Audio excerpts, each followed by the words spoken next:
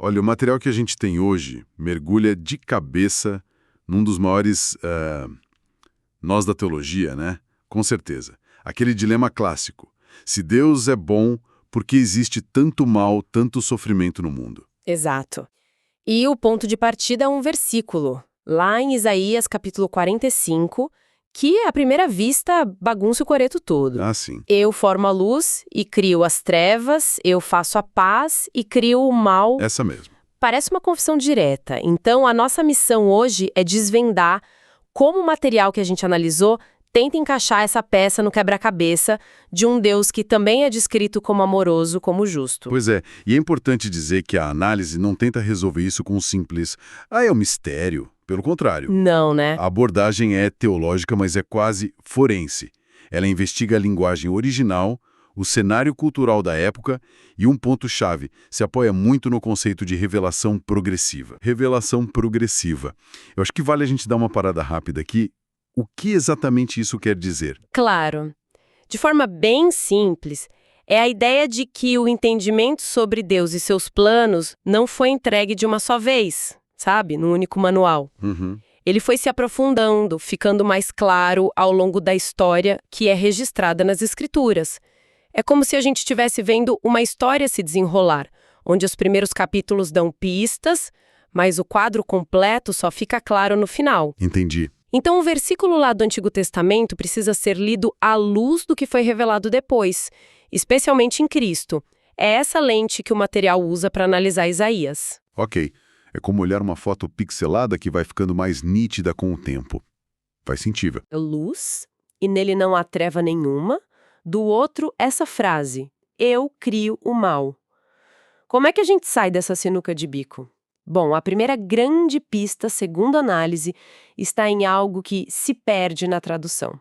É quase um erro de tradução que acabou moldando séculos de pensamento. Sério? Sim, a palavra hebraica original traduzida aí como mal é ra. E o que os textos mostram é que ra é uma palavra com um leque de significados muito mais amplo que o nosso mal moral, que a gente associa direto a pecado, a uma intenção maligna. Ah, então não é o vilão com chifres e tridente.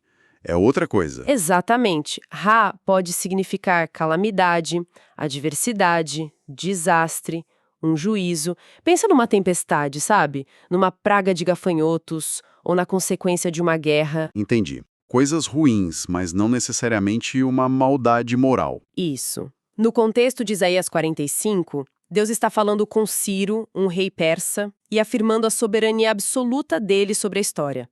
Ele está dizendo, olha, eu estou no controle de tudo, tanto das coisas boas, a paz, ou shalom, quanto das coisas difíceis, as calamidades, ou ra. Uhum. A interpretação que o material nos traz é que Deus não está se declarando o autor do pecado. Ele está se declarando o regente soberano do universo, onde até as calamidades estão sob o domínio dele, não fora. Ok, isso muda bastante a figura. Não é Deus arquitetando a maldade, mas sim afirmando que nada, nem mesmo um desastre, acontece fora do seu controle último. Precisamente. Mas isso abre outra porta.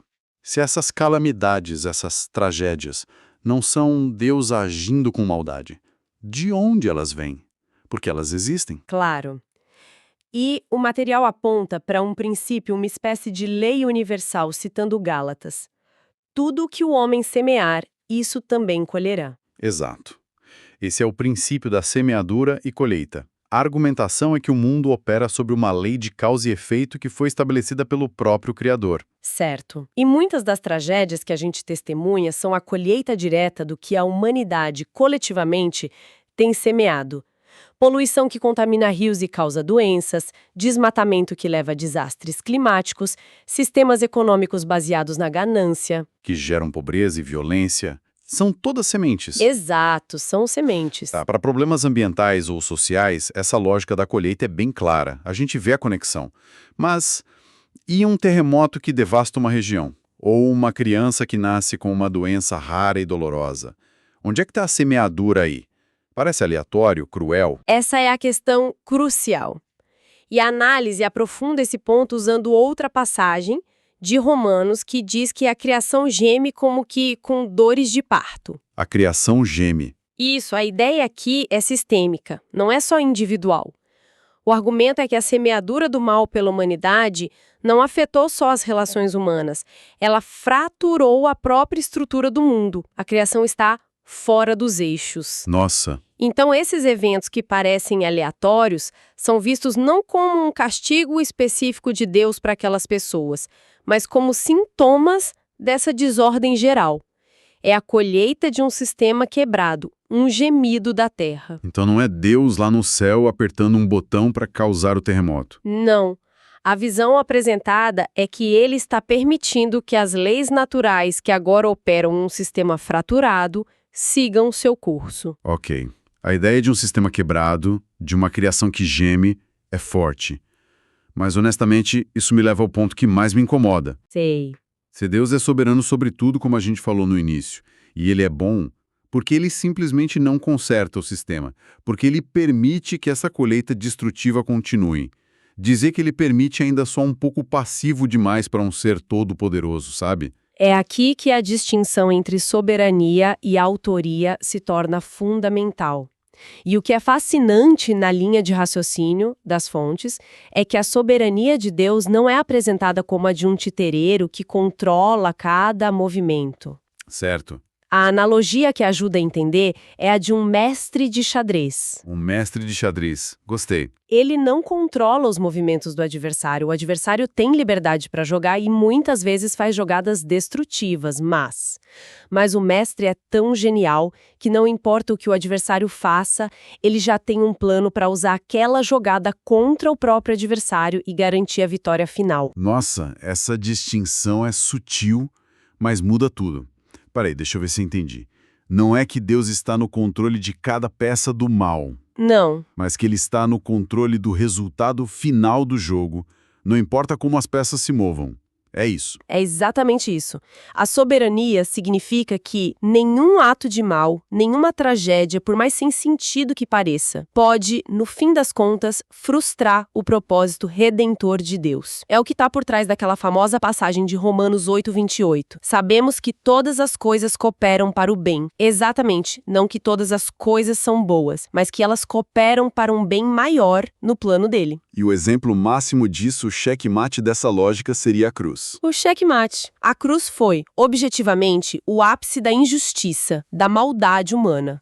O maior ato de calamidade, injustiça, sofrimento da história. E, nas mãos de Deus, tornou-se o maior ato de amor e redenção. Puxa. Deus não causou a traição de Judas, a covardia de Pilatos ou a brutalidade dos soldados romanos, mas ele, em sua soberania, usou o resultado de todas essas ações más para executar seu plano de salvação. A cruz é a prova de que Deus não é o autor do caos, mas é o Senhor que pega o próprio caos e o transforma em matéria-prima para a redenção. E isso nos leva a um ponto que parece ser o coração do argumento. A cruz não foi só um efeito, foi um ponto de inflexão. Mudou as regras do jogo, a dinâmica da interação de Deus com o mundo. Sim, é apresentada como a mudança de era definitiva. O material aponta para 2 Coríntios 5, que diz que Deus estava em Cristo reconciliando consigo o mundo, não levando em conta os pecados dos homens. Reconciliando e não punindo. Exato. A perspectiva teológica desenvolvida aqui é que todo aquele sistema de juízos e consequências diretas que a gente vê no Antigo Testamento, a aliança baseada em bênçãos e maldições, foi cumprido e encerrado em Cristo. Todo o juízo que a humanidade merecia foi simbolicamente derramado sobre ele na cruz. Essa é a ideia. E a partir daí entramos no que os textos chamam de Era da Graça. Exato. Isso significaria que a forma primária de Deus interagir com o mundo agora não é mais através de calamidades punitivas, mas através da oferta de graça, reconciliação e restauração. A fonte até menciona a destruição de Jerusalém em 70 d.C. como um evento histórico, simbólico, sabe? O fim visível daquela antiga aliança e de seu sistema. Interessante. Não significa que o princípio de causa e efeito deixou de existir. As consequências de nossas ações continuam aí. Mas que a postura de Deus em relação à humanidade mudou, de juiz para pai reconciliador. Essa ideia da era da graça é poderosa, mas para alguém que está sofrendo hoje, isso pode soar um pouco abstrato, né? Como é que o material conecta essa grande mudança teológica com a experiência individual do sofrimento no presente? A conexão é feita mostrando que a resposta de Deus ao sofrimento agora não é mais o juízo, mas a presença. A presença. Sim. Na antiga aliança, o sofrimento podia ser interpretado como abandono ou castigo divino. Na nova aliança, que foi inaugurada na cruz, a promessa é a de que ele está conosco no sofrimento. Entendi. A questão não é mais por que Deus enviou isso. Não mais. A questão passa a ser como Deus vai se manifestar e redimir isso. A energia divina, por assim dizer, está focada na restauração, não na retribuição. Então, o que tudo isso significa no final das contas? A gente começou com um versículo em Isaías que parecia pintar Deus como o autor do mal. E essa jornada, ela nos levou a redefinir a palavra mal, a entender a mecânica de causa e efeito num mundo quebrado, e a ver a soberania divina não como controle de marionetes, mas como a de um mestre que garante o resultado final.